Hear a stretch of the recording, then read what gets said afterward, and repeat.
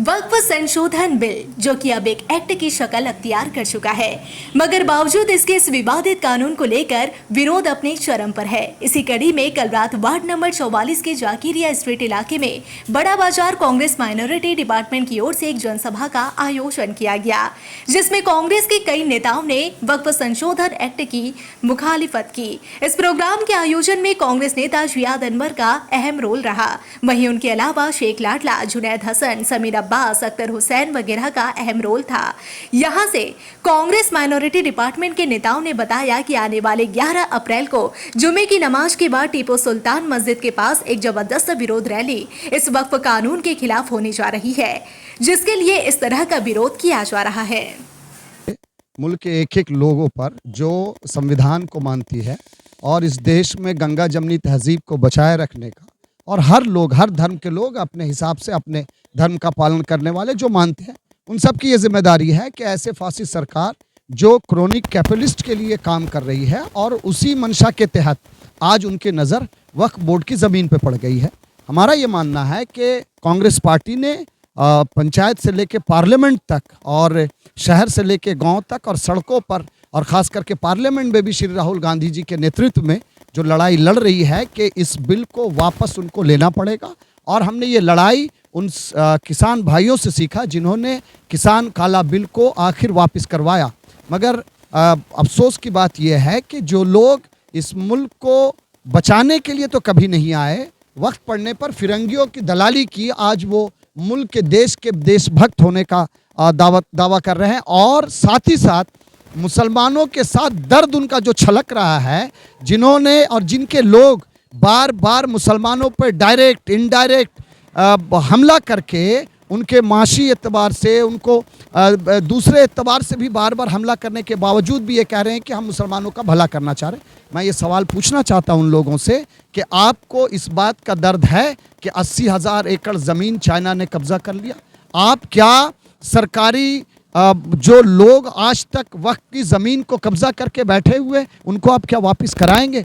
क्या आपने ये कभी सोचा कि वक्फ की ज़मीन को जिन लोगों ने गबन किया, आप उनको नहीं पूछ रहे हैं? वक्फ को ही आप अपने अंडर कंट्रोल लेना चाहते हैं, वक्फ को ही आप ख़त्म करना चाहते हैं। मगर एक एक लोग एहतजाज के लिए तैयार है और आपसे लड़ाई लड़ने के लिए तैयार है तब तक जब तक ये काला कानून वापस न दें।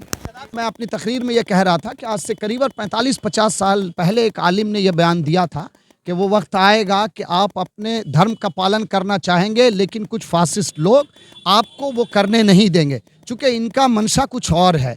मेरा ये कहना है कि ये वक्फ के बिल को सरकार को वापस लेना ही पड़ेगा, दूसरा कोई रास्ता बचा नहीं है।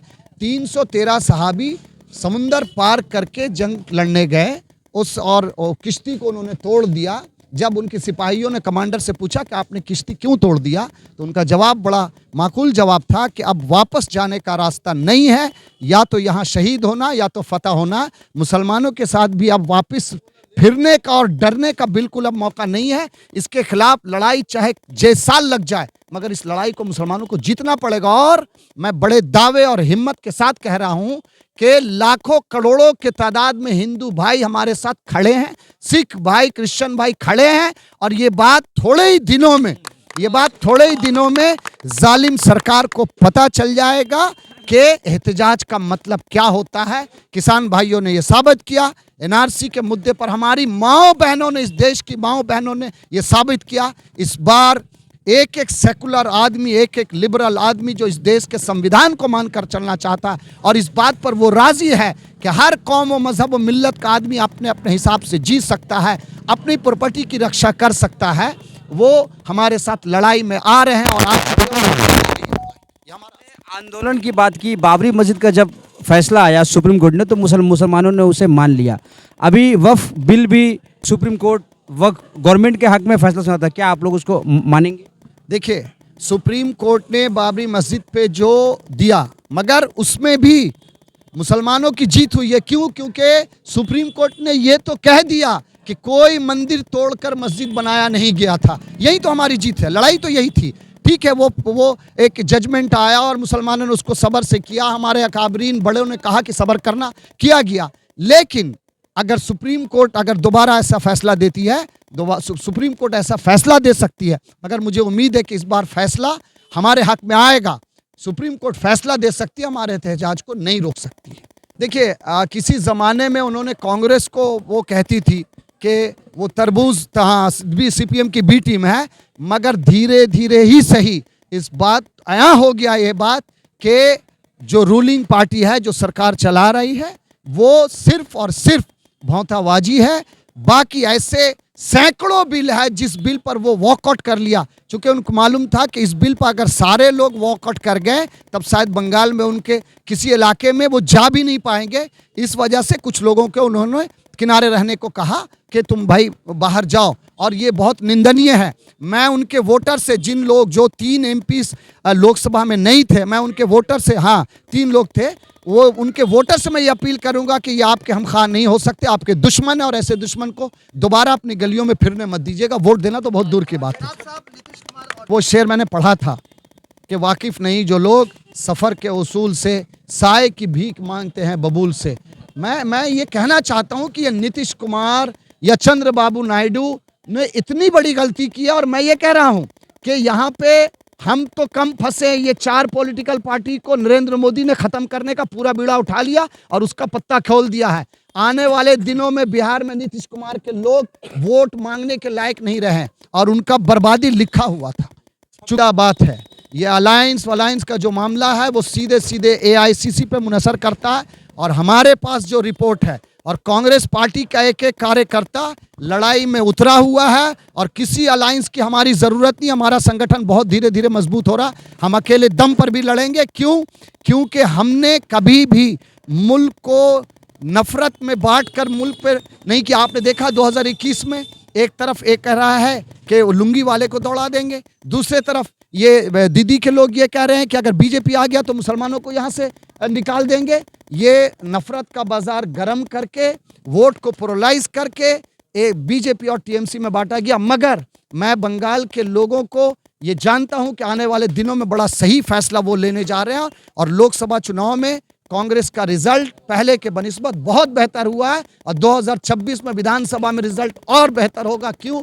क्योंकि राहुल गांधी ने आज़म उठाया है कि जो लोग पीठ में छुरी मार रहे हैं, अब उनसे कोई समझौता नहीं होगा। ममता बनर्जी की सरकार ने यहाँ पर एक पास किया था कि इसको बंगला किया जाए, और रेजोल्यूशन को दिल्ली भेज दिया गया था। आज तक वो सदर ने उस पर साइन नहीं किया है, वो ठंडे बस्ते पर पड़ा हुआ है। लेकिन इस तरह का जब मौजू आता है जहाँ पर नरेंद्र मोदी जी को थोड़ा सा बहकाने का और खेलने का मौका मिल जाता है, तो वो सारी चीज़ें जो है फट से पास हो जाती हैं। तो शनिचर के दिन जो है हमारी सदर मोहतरमा ने भी उस पर साइन कर दिया, और वो अब एक कानून बन गया। तो ऑप्शन अब सिर्फ एक है, वो ऑप्शन ये है कि हमें सुप्रीम कोर्ट का दरवाज़ा खटखटाना है, और उस सुप्रीम कोर्ट के दरवाज़ा को खटखटाने के लिए बहुत सारे लोग आगे आ गए हैं। कांग्रेस के जो है जावेद साहब हैं वो भी आ गए हैं, उसके साथ साथ इमरान प्रतापगढ़ी जो माइनॉरिटी के चेयरमैन वो भी आ गए हैं, और आपका जाके DMK के जो डी राजा हैं उन्होंने भी एक अर्जी डाली है। तो इस तरह से बहुत सारी पॉलिटिकल्स पार्टी जो है, आरजेडी ने भी, मनोज झा उन्होंने भी सुप्रीम कोर्ट में एक अर्जी डाली है। तो कल जो है मैं सुप्रीम कोर्ट ने पूछा है, जो इनके all India Muslim personal law board के वकील हैं कपिल सिब्बल जी, उनसे पूछा कि आपने क्यों नहीं कहा कि ये एक इंपॉर्टेंट मामला है, वरना हम तो इसको इसी तरह से ले रहे थे कि जब आएगा फिर लिस्टिंग करेंगे, लेकिन एक इंपॉर्टेंट इशू है, आपको एक अलग से खत देना चाहिए था। तो कपिल सिब्बल जी ने कहा कि हमने यहाँ के रजिस्ट्रार को एक लेटर दिया है सुप्रीम कोर्ट के कि ये एक इंपॉर्टेंट इशू है, इसकी हेयरिंग जल्दी की जाए। तो हमें उम्मीद है कि अब इस पर जल्दी सुनवाई जो है वो सुप्रीम कोर्ट करेगी, और फैसला जो है सही की जीत होगी, सच्चाई की जीत होगी। हमें इस पर पूरा भरोसा है। देखिए, हमारा कोशिश यही रहा है कि कुछ ऐसा काम छोटा मोटा अल्लाह के राह पे कुछ ऐसा मदद नहीं होता है, लेकिन हम लोग अपनी कोशिश में कर लेते कि अपने नाम से कर ले, अल्लाह के राह पे कुछ ऐसा काम कर लें कि कुछ ना कुछ हमारा भी तो नाम लिखा जाए। कोई काम छोटा नहीं होता, कोई काम तो बड़ा नहीं होता। वक़्फ़ अमेंडमेंट बिल के थ्रू से जब इतने लोग हम सब साथ में घुल रहे हैं, मिल रहे हैं, मोहल्ले में हम लोगों का चाय पे अड्डे पे बात हो रही है, सिर्फ बात ही हो रही है। रास्ते में उतरेंगे, मैदान में आओ तो जंग की बात होती है, वरना कहाँ यहाँ कोई साथ देने वाले लोग हैं।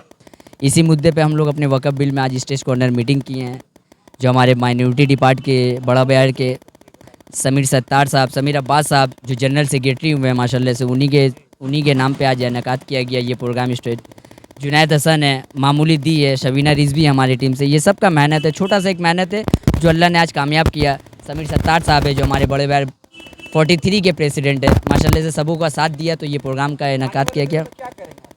जहाँ तक कोशिश है, फ्राइडे को हम लोगों का प्रोग्राम है, नॉन पॉलिटिकल है, बट वो प्रोग्राम को हम लोग लेके कामयाब करेंगे। अल्लाह उसमें कामयाब करें हम लोगों को, हमारे साथियों को, और सबको दावत भी देते हैं कि प्लीज़ उसमें शेयर करें। बाद नमाज के बाद में हम लोगों का नाखुदा मस्जिद से प्रोग्राम स्टार्ट है।